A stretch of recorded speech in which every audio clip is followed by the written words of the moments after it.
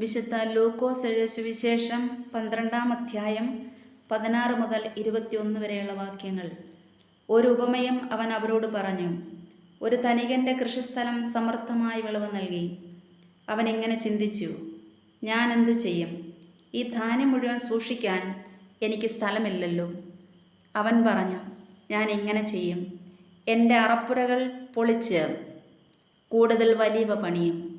അതിൽ എൻ്റെ ധാന്യവും വിഭവങ്ങളും സംഭരിക്കും.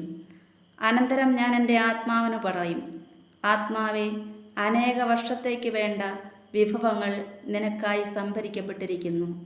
വിശ്രമിക്കുക, തിന്നുകുടിച്ച് ആനന്ദിക്കുക.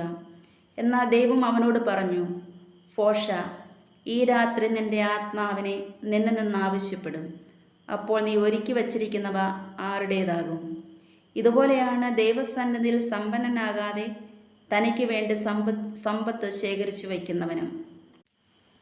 പ്രിയപ്പെട്ടവരെ, ഇന്നത്തെ സുവിശേഷത്തിലൂടെ ഈശോ സംസാരിക്കുന്നത് 2 തരത്തിലുള്ള സമ്പത്തിനെ കുറിച്ചാണ്. 1 ഭൗതിക സമ്പത്ത്, 2 ആത്മീയ സമ്പത്ത്. ഭൗതിക സമ്പത്ത് ഈ ലോകത്തായിരിക്കുമ്പോൾ മാത്രമേ സമ്പാദിക്കുവാനും ആസ്വദിക്കുവാനും സാധിക്കുകയുള്ളൂ. എന്നാൽ ആത്മീയ സമ്പത്ത് ഈ ലോകത്ത് സമ്പാദിക്കുവാനും പരലോകത്ത് ആസ്വദിക്കുവാനും സാധിക്കും എന്ന് ഈശോ പഠിപ്പിക്കുന്നു. ഇന്ന് എല്ലാവരും ഭൗതിക സമ്പത്ത് സമ്പാദിക്കുവാനുള്ള ഓട്ടത്തിലാണ്. എത്ര സമ്പാദിച്ചിട്ടും ആർക്കും സംതൃപ്തി വരുന്നതുമില്ല. ഇങ്ങനെയുള്ള വ്യക്തികളെ ഈശോ ഫോഷ എന്നാണ് വിളിക്കുന്നത്. ഭൗതിക സമ്പത്ത് ഉണ്ടാക്കുന്നത് തെറ്റല്ല, മറിച്ച് അതിന് മാത്രമുള്ള തത്രപ്പാടിനെയാണ് ഈശോ കുറ്റപ്പെടുത്തുന്നത്. 90-ാം സങ്കീർത്തനത്തിൽ പറയുന്നു, ഒരു മനുഷ്യൻ്റെ ആയുഷ്കാലം 70 വർഷമാണ്, ഏറിയാൽ 80. എന്നിട്ടും അക്കാലം അത്രയും അധ്വാനവും ദുരിതവുമാണ്. അവ പെട്ടെന്ന് തീർന്ന് കടന്നു പോകും.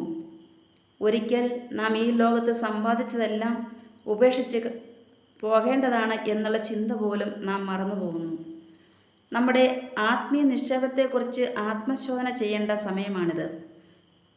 ഈ നിക്ഷേപം കണ്ടുപിടിക്കുവാൻ ഈശോ ഒരു എളുപ്പവഴി പറഞ്ഞു തരുന്നുണ്ട്. വിശുദ്ധ ലൂക്കോസ് എഴുതിയ സുവിശേഷം 12-ാം അധ്യായം 34 പറയുന്നു, നിന്റെ നിക്ഷേപം എവിടെയാണ് അവിടെയാണ് നിന്റെ ഹൃദയവും. നമ്മുടെ നിക്ഷേപം കണ്ടുപിടിക്കണമെങ്കിൽ ഓരോ ദിവസവും എൻ്റെ ചിന്തകൾ, മനസ്സ്, പ്രവൃത്തികൾ, ഹൃദയം ഇവ എങ്ങോട്ടാണ് ഇടയ്ക്കിടയ്ക്ക് ഓടിപ്പോകുന്നത് എന്ന് പരിശോധിച്ചാൽ മതി.